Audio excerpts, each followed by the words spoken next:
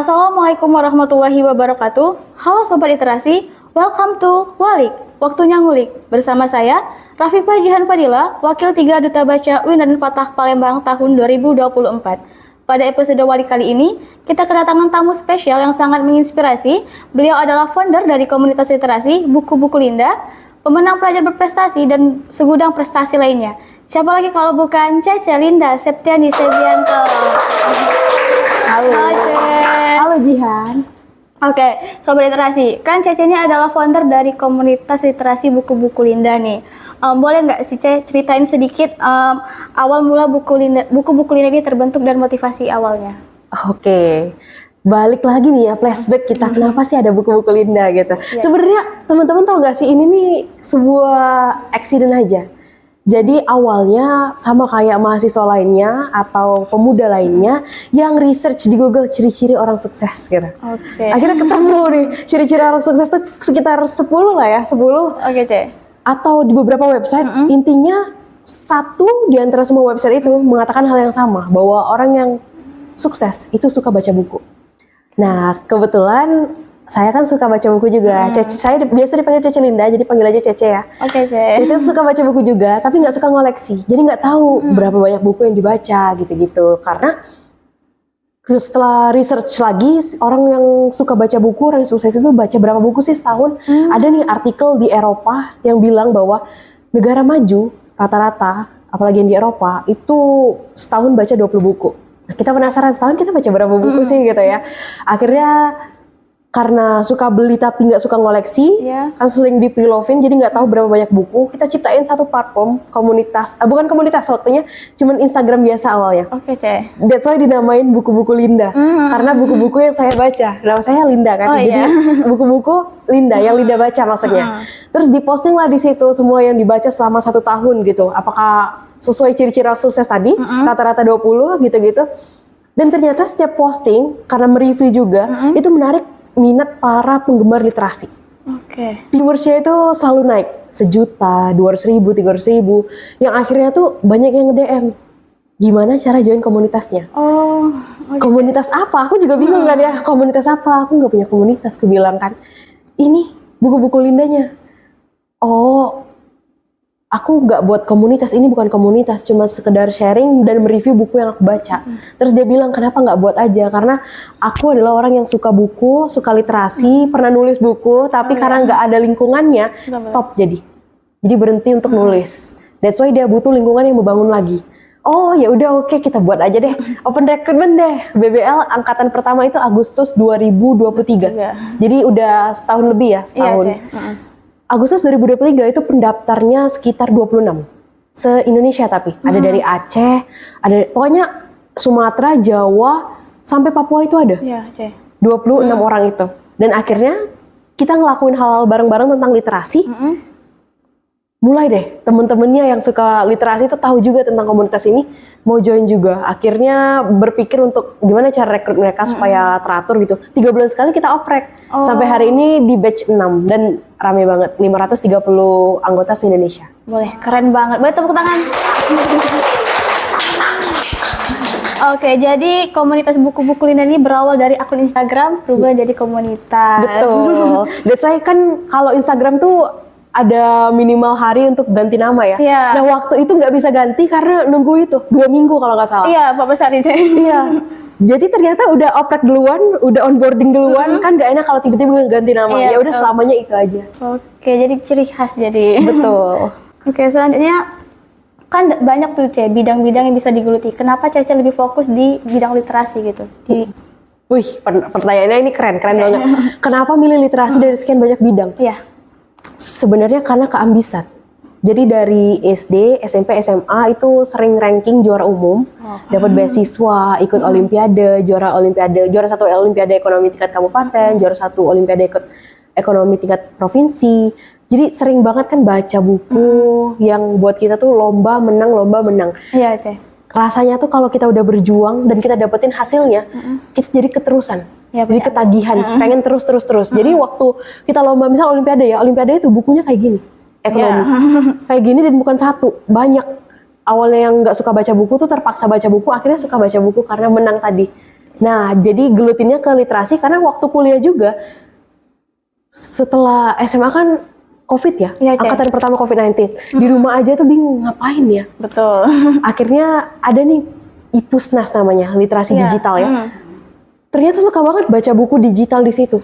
Akhirnya baca terus dan ketemu buku-buku offline lebih seru lagi. Iya. Jadi suka beli, baca gitu-gitu. Jadi fokus di literasi aja deh, karena udah keterusan dari awal. Jadi Cece tuh memang hobi dan punya berprestasi dari kecil. Sejak dini sudah berprestasi, guys. Iya, menurutku literasi itu yang mengubah hidup. Wah.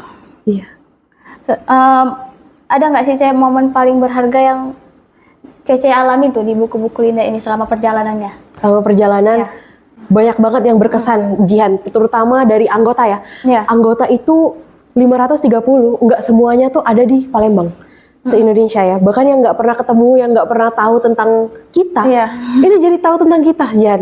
Bahkan teman-temanku ya, ada yang di Medan ya, di Medan ada namanya Serina sama Esther.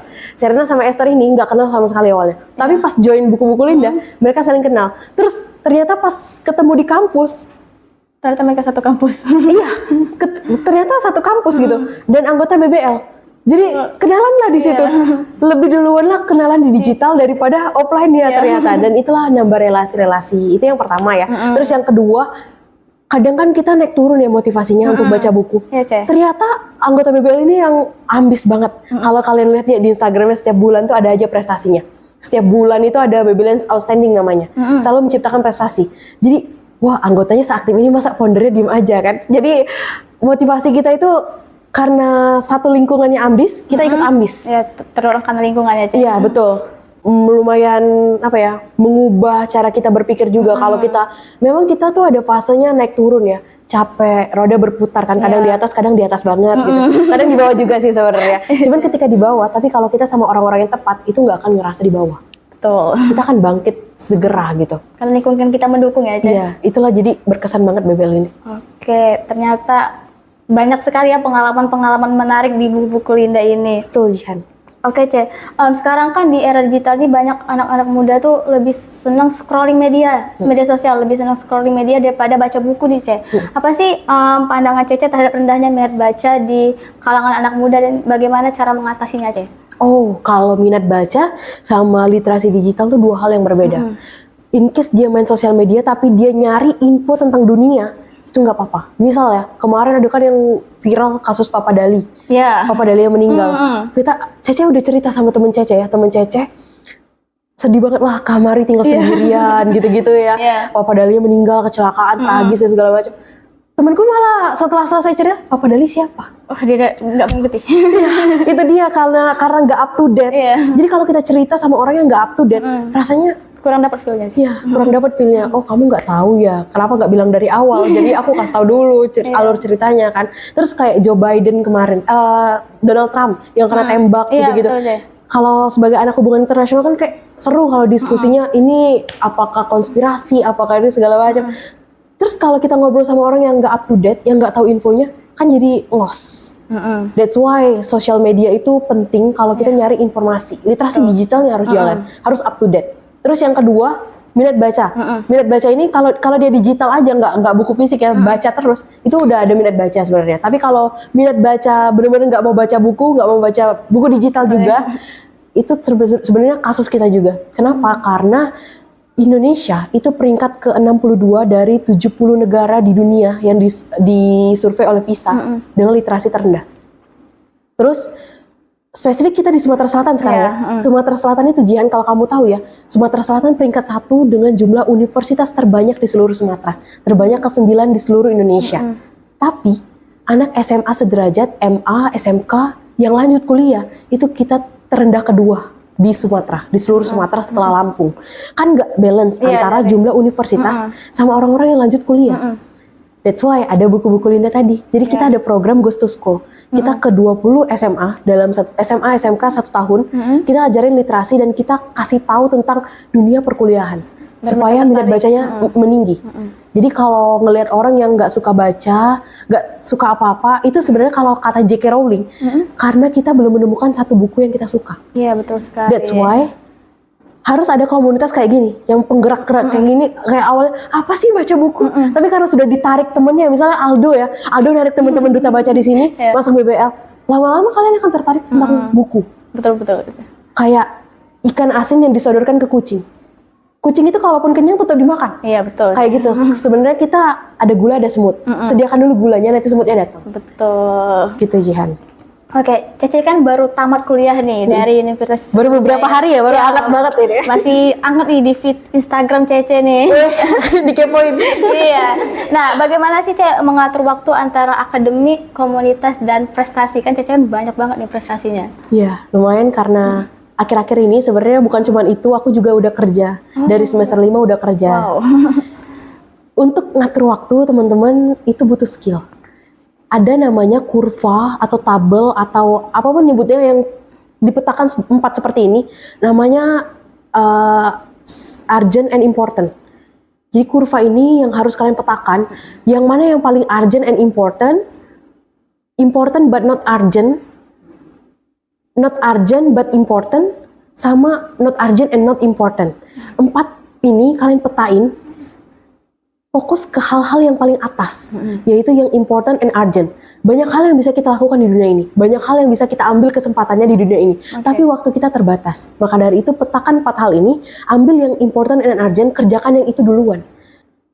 Aku dan Jihan, Cece dan Jihan punya cita-cita yang berbeda. Betul. Cece dulu waktu kuliah, cita-citanya menjadi seorang diplomat. Iya, karena Jihan cita-citanya sebagai apa? Menjadi apa? Sekarang kalau dulu dari SMP tuh cita-citanya agak random sih, Ceh. Apa? Pengen jadi presiden. Tepuk tangan. Gak apa-apa, Jihan. Mulai dari presiden komunitas, dari presiden UIN, kan, presiden Indonesia nanti. Nggak apa-apa, kalau kata Soekarno itu, Gantung kada cita setinggi-tinggi. setinggi lagi. Kalau jatuh kan jatuh di antara para bintang. Iya, kan? betul. Iya. Nah, jadi cita-cita Jihan sama Cece kan beda. Kalau jadi diplomat itu ada langkah-langkahnya sendiri. Nanti lulus kuliah daftar CPNS, formasinya diplomat. Terus setelah itu ada sekolah, kalau udah lolos ada sekolah dinas luar negerinya berapa tahun, baru ada penempatannya dan lain sebagainya. Itu kan jalurnya, tangganya berbeda. Begitu pula Jihan. Jalan kita kan banyak, yang kita pilih tapi beda-beda. That's why harus sesuai dengan end goals kita mau kemana, life purpose kita kemana, tujuan akhirnya hidup kita itu kemana. Ambil jalan itu, ambil tangga itu. Jangan samakan jalan kamu sama jalan orang lain. Iya, betul. Startnya aja udah beda gitu loh teman-teman ya. Jadi ambil yang urgent and important sesuai dengan end goals-nya kita. Itu cara bagi waktu.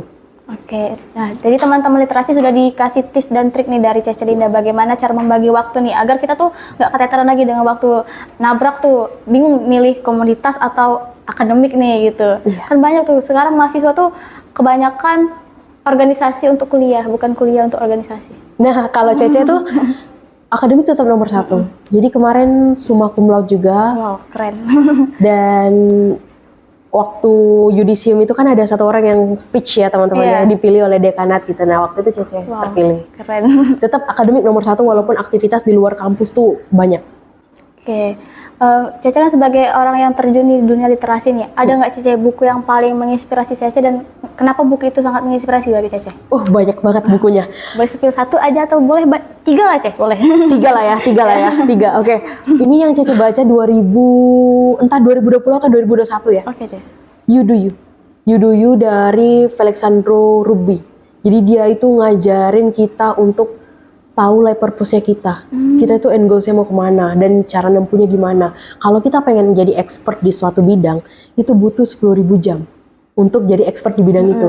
Terus dia ini menggabungkan Ikigai juga sama psychology of money. Jadi kalau kita masih krisis identitas, kita nggak tahu ya Jihan ya, mau jadi apa ya setelah lulus ini, jadi apa. Kan bingung tuh. Banyak banget yang kayak gitu masih. Nah dia ngasih tahu buku Ikigai juga. Ikigai ini sebenarnya sebuku tersendiri. Tapi dia digabungin di sini. Aku jelasin aja ya. Buku favoritku juga Ikigai. Ikigai ini filosofi orang Jepang. Jadi ada satu pulau di Jepang namanya Okinawa. Pulau ini diisi oleh orang-orang yang umurnya panjang sedunia. Rata-rata umur orang di situ panjang. Setelah ditelusuri, di research, kenapa ya kok bisa umur panjang? Ternyata karena dia menerapkan hidup Ikigai. Ikigai itu adalah the reason of being, alasan untuk hidup. Ketika seseorang punya alasan untuk hidup, maka hidupnya akan lebih lama. Betul. Karena dia udah tahu end goals-nya, purpose life-nya. Dan ikigai ini terpecah jadi 4. Ada passion, mission, vacation, profession. Apa yang dunia butuhkan, skill apa yang kamu punya, dengan apa kamu dibayar, dan apa yang kamu cintai. Nanti dia ada kurva, ada lingkaran ya, sampai kalian ketemu irisan di tengah-tengah. Itu adalah ikigai kalian. Temukan, petakan 4 hal itu. Passion, mission, vacation, and profession. Itu ikigai ya. Yang pertama you do you, yang kedua ikigai, yang ketiga tuh psychology of money. Gak bohong, uang memang bukan sumber bukan segalanya ya, Ya, tapi segalanya butuh uang kan. Betul. Nah itu hidup kita juga ya teman-teman ya. Kita butuh uang dalam hidup dan kita butuh cara untuk manage uang. Dan di psychology of money itu ngajarin kita bahwa gak ada orang yang gila terhadap cara dia menghabiskan uangnya. Ada orang yang latar belakangnya beda, cara hidupnya dari dia lahir sampai besar itu beda. Jadi cara dia menghabiskan uang itu beda. Kita ngelihat A misalnya, A itu spending money-nya 10 juta per bulan. Yang B, spendingnya 20 juta per bulan. Yang C, 100 juta per bulan. Nah yang A pasti kalau ngelihat yang C, gila tuh, buang-buang uang aja. Ternyata karena dia nggak hidup di backgroundnya yang C ini. Yang C ini 100 jutanya, bisa aja dia muter uang, bisnis, atau segala macam kan. Kayak cara hidupnya tuh udah beda. Iya. Cara dia berpikir juga udah beda. Lingkungan dia udah beda. Dan itu nggak ada yang gila. Dan kita juga harus tahu cara manage uang versi kitanya sendiri. Betul banget. Kita ngabisin uang untuk apa? Investasinya kemana? Kalau investasi bukan bahas investasi yang financial itu ya, tapi investasi untuk anak muda kita sekarang itu dari leher ke atas. Kita itu mau punya skill apa sih di masa depan gitu loh. Dan apa yang harus kita lakukan sekarang, kita korbanin sekarang untuk masa depan yang cerah nantinya. Nah itu ada psychology of money-nya. Kita buang uang untuk investasi. Misal, ambil kelas public speaking, bayarnya mahal, tapi hasilnya jago ngomong. Iya, jangka panjang juga. Jangka panjang ya kalau kita udah jago ngomong, ditempatin dimanapun kita kerja, atau organisasi manapun, kita akan bagus. Betul banget. Nah itu juga 3 buku yang Cece sukai. Oke, jadi tadi ada 3 buku yang sudah direkomendasi Cece. Mungkin Sobat Literasi penasaran nih, biar bisa seperti Cece Linda, boleh baca buku itu. Boleh. Oke, gini Cece, kan di Duta Baca Unadin Fatah Palembang ini bertugas sebagai untuk penggerak literasi nih di kampus. Menurut Cece, apa sih pandangan Cece tentang Duta Baca Unadin Fatah Palembang ini, Cece? Wah, saya suka banget kalau ada duta baca di institusi manapun. Karena Cece udah ke 20 SMA, ternyata 20 SMA ini ada yang udah ada duta bacanya juga. Duta literasinya, kayak SMA 17, SMA 10, SMA banyak yang udah ada, tapi ada juga yang belum ada. Nah, yang udah ada ini, ternyata mereka punya agenda rutin ke perpustakaan. Sharing, review buku. Nah, itu seru banget. Jadi orang yang nggak suka baca buku pun, kalau ikut duta bacanya, jadi tiba-tiba suka baca buku juga. Kayak teman-temannya nih misal bawa buku ya, baca buku apa? Dia penasaran. Kan dia juga pasti pengen bawa buku juga untuk ngasih tahu bahwa ini buku yang dia baca dan kayak gini. Jadi kayak yang tadi Cici bilang, ada gula ada semut. Kita sediain gulanya, duta bacanya, platformnya, institusinya, nanti yang lain ikut. Ikut. Kan jadi duta baca seleksi ya? Ya, seleksi, Cek. Nah, that's why orang-orang yang daftar kan bukan yang udah terpilih ini aja, kan banyak ya. Banyak, Cek. Nah, mereka mulai untuk daftar pun ada requirements. Requirements-nya itu mungkin suka baca buku, sebulan ngabisin 10 buku gitu. Tiba-tiba yang nggak suka baca buku tadi, untuk daftar duta baca, tiba-tiba baca. Iya. Dan saya ada gula, ada semut. Aku sangat mendukung duta baca dimanapun berada. Apalagi duta baca UIN yang perpustakaannya baru renov ya, baru 2019-an, 2021, masih baru berapa tahun terakhir ini ya. Yang Karena masih baru banget kelihatannya, masih kalau di bagus. sini. Kemarin tuh di kampus A, Cek. Iya, ini harus ada penggeraknya teman-teman. Sangat support duta baca UIN. Oke. Boleh nggak sih Cek kasih harapan ke depannya untuk Duta Baca Unadin Fatah Palembang ini sebagai salah satu upaya untuk meningkatkan literasi di kampus, Cek? Oh ya, Duta Baca UIN untuk meningkatin literasi di kampus mulailah dari diri kalian sendiri. Dari diri kita sendiri, sukai baca buku, cintai baca buku, sukai baca review buku, dan ajak teman-teman di sekitarmu untuk suka buku juga. Adain kegiatan-kegiatan yang ngundang orang-orang untuk menyukai literasi. Kalian udah ada tempat nih, perpustakaannya udah cantik. Sekarang giliran kalian adain dong event di perpustakaannya. Undang orang-orang hebatnya, penulisnya, dan kalau bisa buat event yang memang, yuk kita nulis buku bareng-bareng, buku antologi gitu. Ciptain buku bareng-bareng. Semasa kuliah ini masa kalian untuk bersinar. Oke. Nah, untuk teman-teman Duta Baca mungkin sudah mendengar omongan dari Cece Linda, itu bisa jadi motivasi kita ke depannya, proker kita ke depannya. Betul. Oke, terakhir nih, Ce. Apa pesan dan motivasi untuk generasi muda di luar sana, Ce? Karena kan banyak generasi muda tuh yang merasa down, terus nggak percaya diri tuh untuk memulai sesuatu, Ce. Gak percaya diri untuk memulai sesuatu. Oke, teman-teman, there's always a first time of everything. Selalu ada hal pertama di setiap kali kita melangkah. Gak semua langkah pertama itu sempurna. Nobody is perfect. Dan tugas kita adalah go for improvement, not perfection. Kita harus terus memperbaiki diri. Gak apa-apa gak sempurna, tapi jangan pernah berhenti. Karena satu buku yang ditulis oleh Henry Manapiring, Om Piring bilang, dalam bukunya yang berjudul Filosofi Teras, dia bilang, some things are up to us, some things are not up to us. Beberapa hal di dunia ini memang ditakdirkan untuk kita. Tapi beberapa hal lainnya itu nggak ditakdirkan untuk kita. Yang penting adalah kita berusaha. Orang yang master itu dulunya adalah beginner, pemula. Orang yang pro dulunya adalah amatiran. Jadi mau mulai sekarang atau 10 tahun lagi, ada di tanganmu pilihannya. Oke.